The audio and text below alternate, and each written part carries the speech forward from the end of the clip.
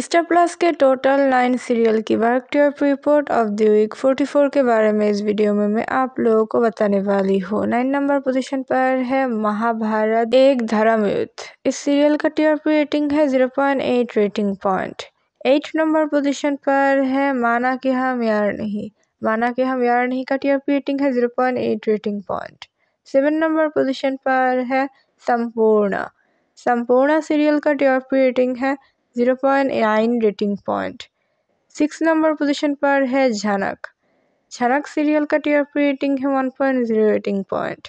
5 number position पर है आरती अंजलि अवस्थी का टीआरपी रेटिंग है 1.2 रेटिंग पॉइंट। 4 नंबर पोजीशन पर है रिश्ता क्या कहलाता है का टीआरपी रेटिंग है 1.7 rating point. 3rd number position पर है उड़ने की आशा सीरियल की 9 बजे की टाइम स्लॉट का टीआरपी रेटिंग है 1.8 रेटिंग पॉइंट और 8:30 बजे की टाइम स्लॉट का टीआरपी रेटिंग है 1.6 रेटिंग पॉइंट।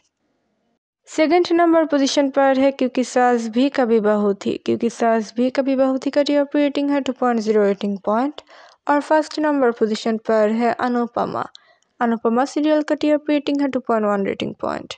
स्टार प्लस की ऑल सीरियल में से कौन सी सीरियल है आपकी फेवरेट, हमें कमेंट पर बताइए।